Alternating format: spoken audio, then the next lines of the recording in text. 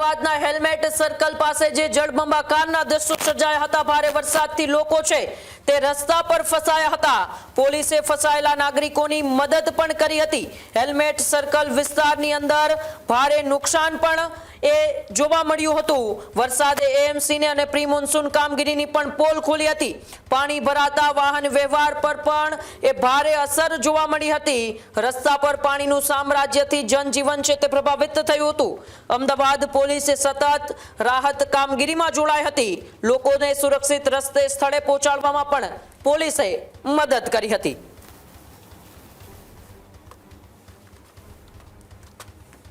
અમદાવાદની અંદર હેલ્મેટ 4 રસ્તા આગળ છે પેલા દ્રશ્યો જુઓ તમે। ઘૂંટણ સમા પાણી ભરાયા છે અને વાહનો જે છે તે એકાએક બંધ થઈ રહ્યા છે। લોકો પોતાના વાહનોને અહીંયાથી ધક્કા મારી અને સુરક્ષિત જગ્યાએ જે છે તે લઈ જવાના પ્રયાસ જે છે તે કરી રહ્યા છે। બીજી તરફ જો વાત કરવામાં આવે તો લગાતાર વહેલી સવારથી અહીંયા વરસાદ વરસી રહ્યો છે। વરસતા વરસાદની અંદર લોકો ફસાયેલી હાલતમાં છે। લોકો પોતાના વાહનો જે છે તેને ધક્કા મારી રહ્યા છે। બીજી તરફ જો વાત કરીએ તો અહીંયા તમે જુઓ કેવી હાલત છે। અહીંયા જુઓ તમે લોકોનો આક્રોશ છે આજે, કારણ કે એટલા વરસાદની અંદર પાણી ભરાઈ ગયું। અહીંયા તમે જુઓ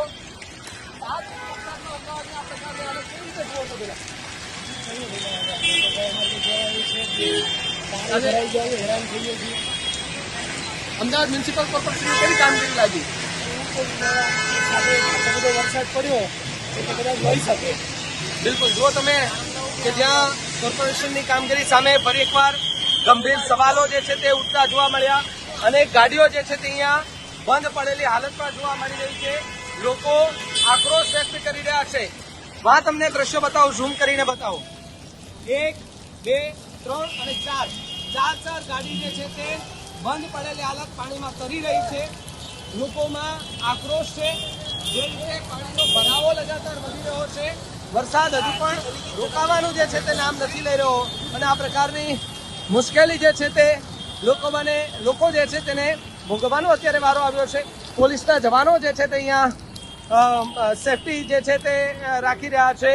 લોકોને પણ સેફટી રાખવા માટેનો અનુરોધ જે છે તે કરી રહ્યા છે। લોકો પોતાના વાહનો દોરીને લઈ આવી રહ્યા છે। જુઓ તમે કેવી રીતે લોકો પોતાના વાહનો અહીંયાથી લાવે છે, પણ તમે જુઓ ચલાવીને લોકો એમના વાહનો જે છે તે લાવી રહ્યા છે। એ પણ એક દુઃખની વાત છે, કારણ કે સીધા ઉપરથી જયારે થલતેજથી આવે છે તો વરસાદ ત્યાં છે, પરંતુ પાણી ક્યાંય નથી ભરાયેલા। પરંતુ જેવા હેલ્મેટ 4 રસ્તા બાજુ આવે છે તરત જ ત્યાં પાણી ભરાયેલી હાલતમાં લોકોને મુશ્કેલીનો જે છે તે સામનો કરવો પડતો હોય છે। અહીંયા જે લોકો છે એમની સાથે વાત કરવાનો પ્રયાસ કરીશું કે એમનું શું કહેવું છે, કેટલી મુશ્કેલી જે છે તે આ વરસાદની અંદર જે છે તે ખાસ કરીને પડી રહી છે। બહુ મુશ્કેલ છે। જુઓ કે લોકો પણ કહી રહ્યા છે કે ભાઈ પાણી આગળ વધારે છે, લોકો ગાડીને ધક્કા મારીને આવી રહ્યા છે। કેટલું પાણી ભર્યું છે આગળ? કેટલી મુશ્કેલી પડી રહી છે। આ ક્યાંથી દોરીને આવો છો તમે વાહન? એટલે આગળના સ્ટેશનથી, એટલે 1-8 કિલોમીટર આડેગળેથી વાહનો જે છે તે અહીંયા દોરીને લોકો આવી રહ્યા છે। મુશ્કેલી જે છે તેમને ભોગવવાનો વારો જે છે તે અહીંયા આવ્યો છે। લોકો ડરી રહ્યા છે કે અમારે કેવી રીતે નીકળવું, પરંતુ અમદાવાદની અંદર જુઓ કેવી રીતે મોજ કરતા એક વ્યક્તિ આવી રહ્યા છે।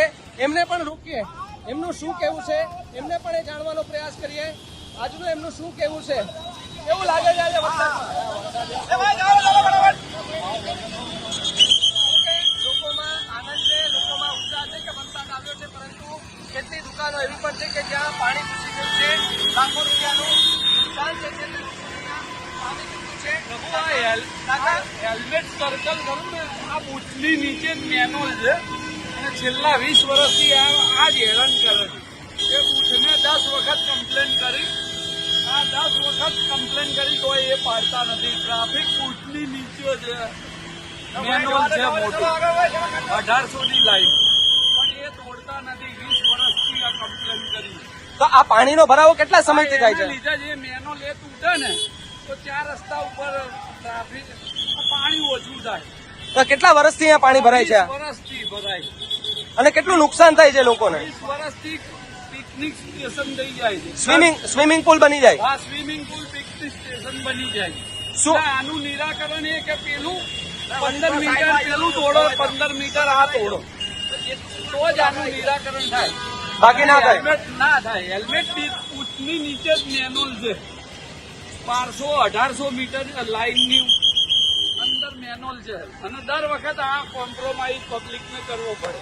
બિલકુલ. તો જુઓ કે લોકોમાં એક આક્રોશ છે, અમદાવાદ મ્યુનિસિપલ કોર્પોરેશનને લઈને આક્રોશ છે, પરંતુ જે સ્થિતિનું નિર્માણ થયું છે તેને લઈને પણ લોકો કહી રહ્યા છે કે જે કંઈ પણ થઈ રહ્યું છે અવ્યવસ્થાના કારણોસર થઈ રહ્યું છે. કોઈ જાતની ફ્રી વ્યવસ્થા નથી કરવામાં આવતી, કોઈ જાતનું ફ્રી મોન્સૂનની કામગીરી જે છે તે નથી કરવામાં આવતી. એના જ કારણોસર અહીંયા ન માત્ર હેલ્મેટ સર્કલ પરંતુ આગળ બધી જગ્યાએ આ પ્રકારના દ્રશ્યો જે છે તે જોવા મળી રહ્યા છે. કાકા, કેટલી મુશ્કેલી પડે છે અહીંયા? હું સવારે 11 વાગે ઘરેથી નીકળ્યો, રિલીફ બોટ 2 વાગે પહોંચ્યો. હમણાં હું 4 વાગે નીકળ્યો છું અને ઠેઠ ત્યાંથી ચાલતા ચાલતા આવું છું. બધા બિચારા જે ગરીબ રિક્ષાવાળાઓ છે ભાડું તો લઈ લે છે, તો એમને બિચારાને બહુ તકલીફ પડે છે. હમણાં મને બી દુઃખ થયો. હું એક રિક્ષાવાળામાં લઈને અહીંયા આવ્યો, પણ મને ઉતરતા બહુ દુઃખ થયું. મારાથી 75% પ્રમાણે જે થયું મેં એને આપ્યું, પણ આવી રીતે તો આ શાસન શું કરે છે? બધાને ખબર હતી કે જુલાઈમાં બારિશ આતી है, તો એ આગોતરા એમનો જે પ્લાન છે બધી કરવું જોઈએ. તો આ તો દર વર્ષની વાત છે. કાકા, તમે આગોતરા આયોજનની વાત કરી.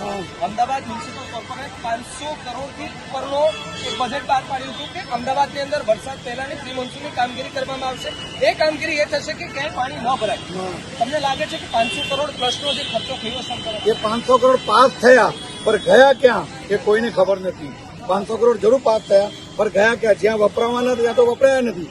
આજે વિચાર કરો, જો બાળકો સ્કૂલમાંથી કેવી રીતે ઘરે આવ્યા છે. અમુકના બાળકો તો અમારા પેરેન્ટ્સ એને લઈને આવ્યા છે. મારો છોકરો છે, એના ભાઈબંધનો છોકરો સ્કૂલમાં ફસાઈ ગયો હતો. હવે સ્કૂલમાંથી વારે ઘડી ફોન આવે કે બચ્ચો को लेके जाओ, बच्चों को लेके जाओ, बच्चे आएंगे कैसे? वहाँ कोई पहुंचेगा तो आएंगे ને. પછી મારી વહુ ને મારો છોકરો જઈને એમના મિત્રના છોકરાને લઈને આવ્યા. એટલી આજે સવારથી તકલીફ ચાલુ છે.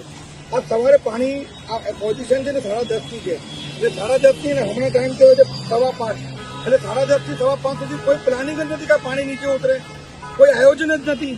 એટલે માણસ મરી જાય. અમે જીએસટી ભરીએ છીએ, મ્યુનિસિપલ ટેક્સ ભરીએ છીએ, બધું ભરીએ છીએ, તો મતલબ શું? તો તમે બધું જ ભરો છો, તો તમને વળતરમાં શું મળે છે?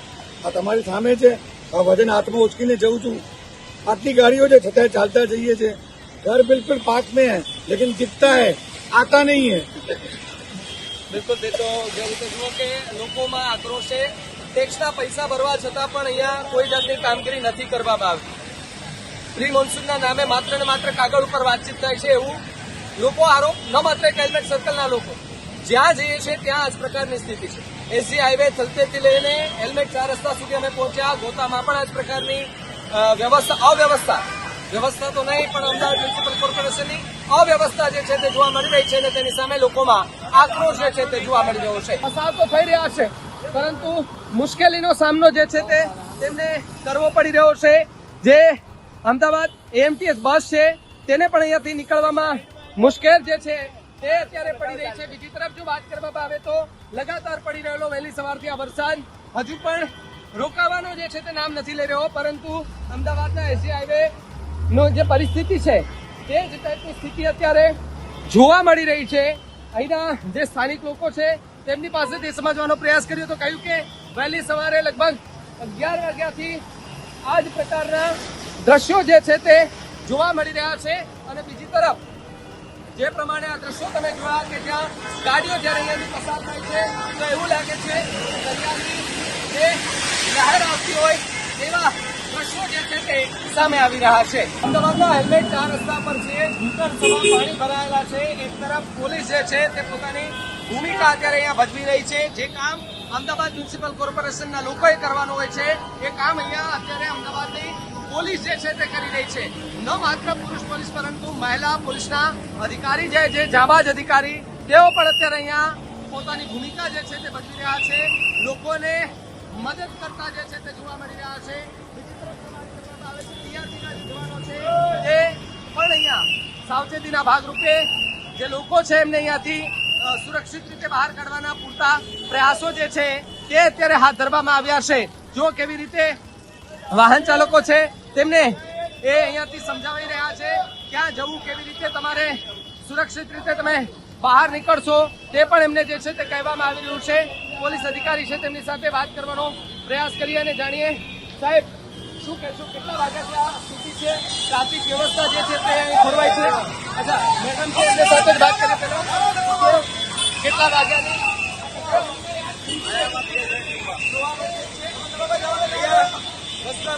આખી પોલીસ જે છે તેમની ટીમ અહીંયા છે. મેડમ, કેટલા વાગ્યાની સ્થિતિ અત્યારે છે? શું કઈ અહીંયા અત્યારે કાર્યવાહી? સવારે 12 વાગ્યાથી ચાલુ છે અહીંયા કેટલા જવાનો અહીંયા અત્યારે આ ભૂમિકા ભજવી રહ્યા છે? 15-20 માણસો છે. કઠોડિયા પોલીસ સ્ટેશન બધા અહીંયા છે. કેટલી ગાડીઓ બંધ પડી છે? ગાડીઓને ધક્કા મારીને બધા કાઢીએ છીએ અમારા પોલીસ મદદ કરે છે.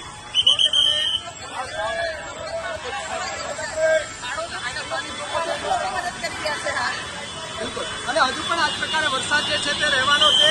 અને અહીંયા જે પ્રમાણે અહીંયા સ્થિતિ છે, જે પીઆઈ મેડમ હતા તેમની સાથે વાત કરી, તેમણે પણ કહ્યું કે જે સ્થિતિ છે એ સ્થિતિ વધુ વિકટ ન બને તેના માટે પૂરતી વ્યવસ્થા જે છે તે અહીંયા કરવામાં આવી છે. બીજી તરફ જો વાત કરવામાં આવે તો જે લોકો છે તેમની મુશ્કેલીમાં લગાતાર જે છે તે વધારો થતો જોવા મળી રહ્યો છે. સાથે જો વાત કરવામાં આવે તો ઠેર ઠેર જગ્યાએ પાણી ભરાયાના દ્રશ્યો પણ જે છે તે સામે આવ્યા છે. તમને હેલ્મેટ 4 રસ્તાના આ તમામે તમામ જે દ્રશ્યો છે એ દેખાતા છે કે જ્યાં ગાડીઓ બંધ પડેલી હાલતમાં છે અને સાથે ગાડીઓ કેટલીક તો એવી પણ છે કે જેમને ટોઈંગ કરવામાં આવી રહી છે. પોલીસના જવાનો દ્વારા જે ધક્કા મારી અને ગાડીઓ જે છે એ સાઈડમાં લેવડાવવાના પૂરા પ્રયાસો જે છે તે હાથ ધરવામાં આવી રહ્યા છે. કેમેરા પર્સન કુલદીપ શુક્લા સાથે રામ સુદ્રા, ન્યૂઝરૂમ ગુજરાત, અમદાવાદ.